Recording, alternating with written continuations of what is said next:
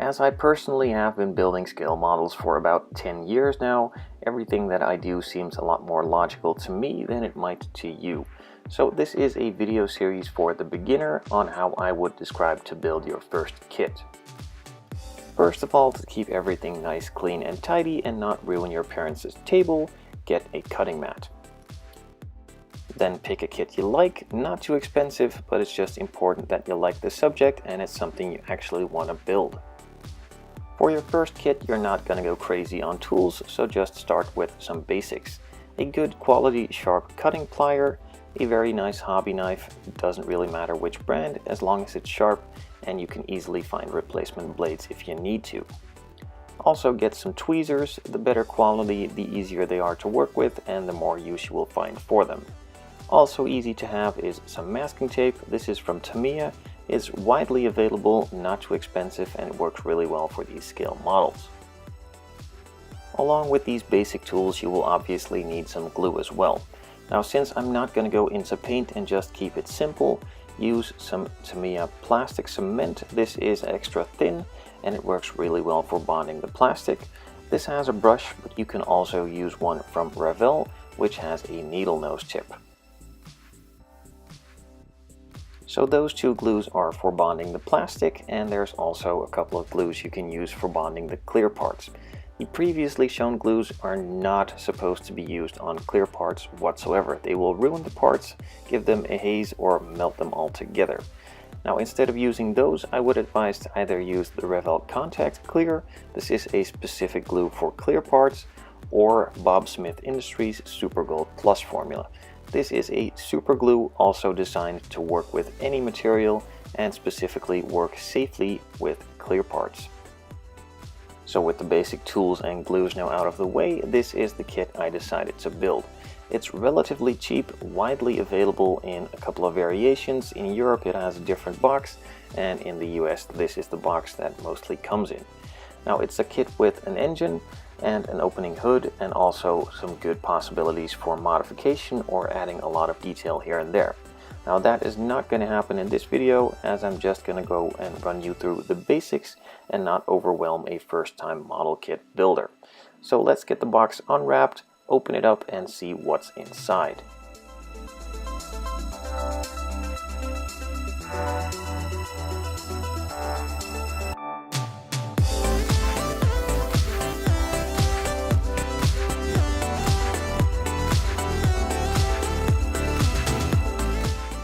So there's a couple of different bags with a lot of different parts in them. Mainly there is of course the instruction manual, which shows which paints you will need and where which part will need to go in which color, and maybe even which multiple colors. In most kits the parts are already molded in the correct color. Now in this case a lot of the engine parts are already molded in a silver gray color, and also a couple of black parts as well. Now once you have distinguished which parts needs to go where and which parts you will need for your first step according to the instructions, take out your cutting pliers and remove the parts from the sprues, put them aside, and you can start gluing them together. After cutting out these parts from the sprues, you will run into an occasional part with some extra parts on top of this part. Now these are there to make sure the part can correctly be molded and not run the risk of an incomplete mold and a failed part. So you can just easily cut those off, put them aside, or throw them out. For the first pieces, you can just snap them together. These are the big engine pieces. This is not always the case, but on a lot of the bigger parts there are some alignment points which just snap into each other and hold the part in place nice and tidy. Once that is all done, you can just easily apply the glue. In this case I'm using the Tamiya plastic cement, just brushing it over the seams and letting the glue seep in between, bonding the parts together.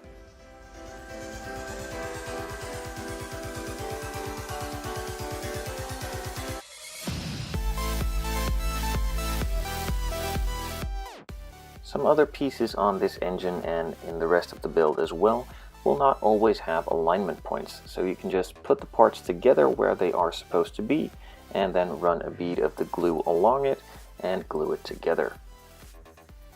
So now you know how to cut the parts from the sprues and assemble and glue them all together. You can just go on to the next step and eventually you will encounter some decals as well. Now I use my hobby knife just to remove them from the decal sheet. You can also use a pair of scissors or whatever cutting tool you prefer yourself. I just like the precision of the hobby knife and the ease of going to the specific part without having to cut the entire decal sheet apart to get to the middle decal. Now I'm also just cutting out the decals that I need. In this case there are some engine decals and a couple of decals for on the interior. I just cut them out of the decal sheet as shown earlier, then put them into some water and take them out again. Let them sit for about half a minute to a minute. Just let them soak in the water and get released from the backing paper.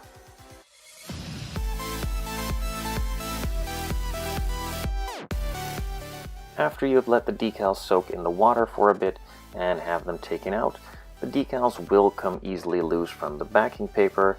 You can just remove them with the tweezers, slide them about a bit, and put them in the proper place they are supposed to be.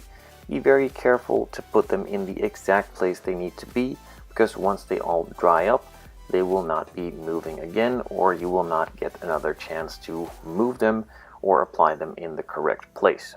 So just be careful, put them in place, and let it sit. Don't touch it, just let it completely dry off. While assembling these model kits, you will also encounter some chrome parts in most cases. Now it's important to keep in mind that these will not glue with the plastic cement that you have been using before. This is a coated plastic piece, and the coating, in this case the chrome, will keep the plastic cement from doing its job. So instead of using the plastic cement, I am using some super glue. Now you could also remove the chrome coating from the parts or the specific area you will be applying the glue to, but I just find it a lot easier to use the super glue, as it doesn't make me want to have to take an extra step, and it's just applying the glue, put the part in place, and it's done. Now, as explained in the beginning of the videos when going through the tools and the glues, you cannot use the plastic cement for gluing in clear parts, as it will ruin the part, melt it, or probably give it a weird hazy look, and that's not what you're after. So in this case you need to use a specific clear parts glue.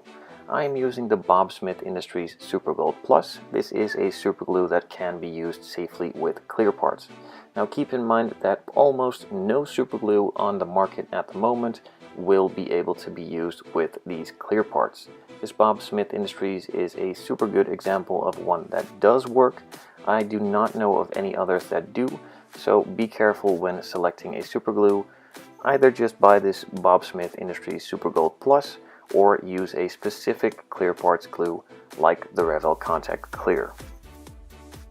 If you decide to go for the Bob Smith Industries Super Gold Plus, keep in mind that it is still a super glue, so it glues in a matter of seconds and it's really hard to remove.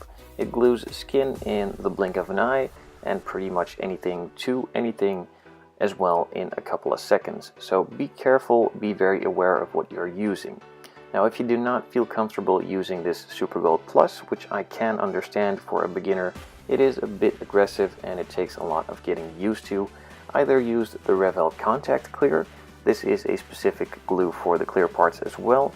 It's not as strong, not as quickly drying, but it's a lot safer and it can be removed with a bit of water and some patience. Now if you do not have the ability to get the Revell Contact Clear in your area, you could also use some white wood glue.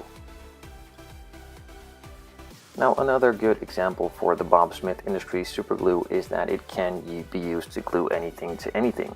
Now in this kit it comes with some metal exhaust pipes, and that would be need to glue to some of the plastic exhaust pieces as well. The plastic cement would not work, as it is gluing metal to the plastic, and the plastic cement only affects the plastic and doesn't work with the metal. So in this case I would be using the super glue anyways, as this is pretty much the only glue that I know would work quick and would work well for bonding these two surfaces together. Now I know this might seem to be a bit too simple for your taste. My idea behind this build is to do it as a first build, get to know your tools, get to know your glues, and not get overwhelmed. If you would also have to use some paints as well, maybe even try to paint the body, add a lot of details, maybe even do some custom wheels, the probability of it being too much and you getting overwhelmed and losing interest in the build is really high. So my idea is to start simple, learn the basics, and then move on to the next step. Now I have 5 more of these kits, and I will be doing a lot more videos for beginners on this as well, and use these alongside of each other to see which steps you can easily use to get a big difference, and also to do your first paint job with spray cans, your first paint job with an airbrush, detailing it out, adding some custom touches like wheels or maybe even photo etch. If there's anything specific you would like to see me do in these builds, or just in general, let me know in the comments below, and also let me know if this was helpful for you or if you like the idea behind this video series at all.